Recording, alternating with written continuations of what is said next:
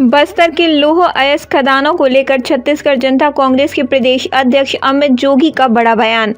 छत्तीसगढ़ जनता कांग्रेस जे के प्रदेश अध्यक्ष अमित जोगी ने अपने बस्तर प्रवास के दौरान बस्तर के लौह अयस्क खदानों को कारपोरेट घरानों को सौंप कर लाभ पहुंचाने का आरोप लगाया है। अमित जोगी ने विरोध करते हुए भारत सरकार व 3 राज्यों की सरकारों पर आरोप लगाते हुए कहा कि अडानी को लाभ पहुंचाने के लिए ये सरकारें एनएमडीसी के सभी खदानों को बड़े ही सुनियोजित योजनाबद्ध तरीके से बेचा जा रहा है। हम इसका लगातार विरोध करते रहेंगे और अडानी को बस्तर में घुसने नहीं देंगे। आइए देखिए छत्तीसगढ़ जनता कांग्रेस जे के प्रदेश अध्यक्ष अमित जोगी ने पूरे मामले को लेकर क्या कुछ कहा, देखें। मतलब अडानी की एंट्री यहाँ पर बस्तर में आकर प्रधानमंत्री जी ने अक्टूबर 2023 में घोषणा करी थी।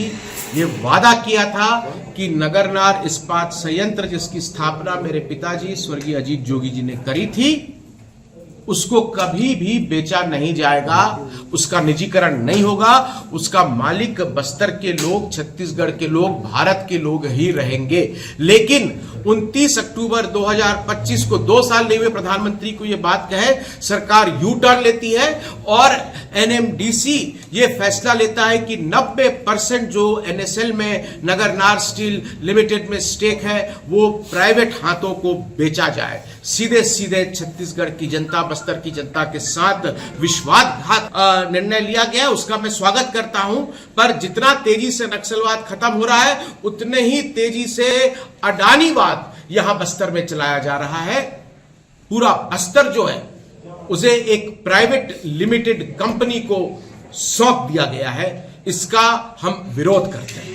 ये बीजापुर कॉन्स्टिट्यूएंसी अभी एसडीआर की जो प्रक्रिया चल रही है उसमें एक चीज निकल कर सामने आई है कि कोई अता पता नहीं है। 15,000 माइग्रेट हो चुके हैं स्थायी तौर पर और 12,000 साढ़े 12,000 लोग ऐसे हैं जो मर गए हैं। 1,91,000 मतदाता में से लगभग 38,000 मतदाता जो है वो उनका कोई अता ही पता नहीं चल रहा। जी हाँ, ये जो बस्तर में विशेष परिस्थितियां हैं, खासकर जब यहाँ प्रदेश में सलवा जुलूम चलाया गया था तो बहुत बड़ी तादाद में यहाँ के लोगों ने पलायन किया था। अब वो वापस भी आ गए हैं, कई लोग नहीं आए हैं। ऐसी कई सारी विशेष परिस्थितियां हैं जो केवल इस क्षेत्र पे और दक्षिण बस्तर पर, विशेष बीजापुर, सुकमा और दंतेवाड़ा जिलों पर लागू होती है। मैं बधाई देना चाहता हूं भाई मनीष कुंजाम जी को कि उन्होंने इन सब बातों को लेकर सुप्रीम कोर्ट में लड़ाई लड़ रहे हैं और जहां तक मेरी जानकारी है इलेक्शन कमीशन को नोटिस भी जा चुका है और वहां जो प्रक्रिया अभी चल रही है उसको इंडेफिनिटली अभी बढ़ाने का मुझे लगता है कि निर्णय लेना पड़ेगा। और जब तक एक एक मतदाता का नाम जुड़ नहीं जाता तब तक ये प्रक्रिया वहां पर चलनी चाहिए और पूरी पारदर्शिता के साथ चलाई जानी चाहिए। एसआईआर का मतलब ये नहीं है कि लोगों का नाम काटा जाए। एसआईआर का मतलब ये नहीं है कि जो लोग बीजेपी को वोट नहीं दे रहे हैं उनका नाम मतदाता सूची से शुद्धिकरण के नाम पर हटा दिया जाए। एसआईआर का यह भी मतलब होना चाहिए कि जिन लोग को विशेष परिस्थितियों ने उनके मताधिकार से वंचित रखा है, ऐसे एक एक आदमी को चाहे वो कहीं पर भी हो उसको ढूंढ के उसका नाम भी सम्मिलित किया जाए। आप बोल रहे हैं कि मैं सबूत दे रहा हूं। वहां पर बैकडोर के माध्यम से, एमडीओ के माध्यम से एनएमडीसी ने अपनी लगभग सारी खदानों का काम अडानी को दे दिया है। भिलाई स्टील प्लांट जिसके पास रावघाट की खदान थी, अभी तक कुछ और लोगों को वो काम मिला था, पिछले 1 महीने में वो भी अडानी को सौंप दिया गया है। हर एक चीज अडानी के लिए की जा रही है। आर्सेनल मित्तल कंपनी भी आ रही है, उन्होंने जो पाइपलाइन ली है, उनके पास जो बेलाडेरा 4 और 5 माइंस अलॉट की गई हैं, उसका भी एमडीओ अडानी के पास ही है। बस्तर में अब भारत सरकार के पासपोर्ट नहीं चलते हैं, यहां अडानी सरकार का पासपोर्ट चल रहा है, यहां अडानी सरकार की हुकूमत चल रही है। चाहे वो पुलिस हो, चाहे वो जिला प्रशासन हो, पटवारी से लेकर बस्तरिया लोगों को रोजगार मिला है। मैं बस्तर की क्या, जिस गांव में लगा है कोकोड़ी गांव, वहां के लोग कंपनी को काम दे दिया है, वो बिहार और यूपी से लोगों को लेके आ रहे हैं। हमारे लोग, उनको कुछ भी नहीं मिला है।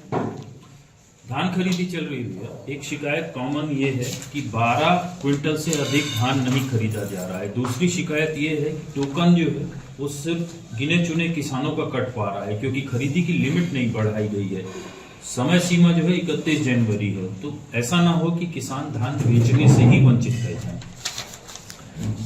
देखिए, इस तो मैं एक दो बातें आपकी ओर आकृष्ट करूंगा ध्यान। पहली चीज तो ये कि बड़े किसानों को फायदा पहुंचाने के लिए ये पूरी प्रक्रिया अपनाई गई। साफ साफ दिख रहा है कि जो बड़ा किसान है, जिसके पास 100 एकड़ जमीन है, 200 एकड़ जमीन है, उनका तो ऑनलाइन रजिस्ट्रेशन भी हो जाता है, उनको टोकन भी मिल जाता है, उनका धान खरीद भी लिया जाता है। पर जो छोटे छोटे किसान हैं, दूरस्थ अंचलों में बसे हुए किसान हैं, वो जब भी ऑनलाइन अपना रजिस्ट्रेशन कराने जाते हैं तो पूरा नेटवर्क ऑफलाइन रहता है। ये सरकार ऑनलाइन चल रही है। केवल जो बड़े बड़े लोग हैं, उद्योगपति लोग हैं, व्यापारी लोग हैं, उनके लिए ऑनलाइन चलती है। जो आम आदमी है, आम किसान है, उसके लिए यह सरकार टोटली ऑफलाइन हो जाती है। आज उन किसानों को मजबूरी में अपना धान बिचौलियों को बेचना पड़ रहा है। 40% सरकार बता रही है हमने धान खरीद लिया है। मैं दावे के साथ कह सकता हूं कि 80% लोग आज भी अपना टोकन कटाने में लगे हुए, उसके लिए जद्दोजहद कर रहे हैं। तो ये जो 40% धान खरीदा गया है, किससे खरीदा गया है? केवल बड़े किसानों से।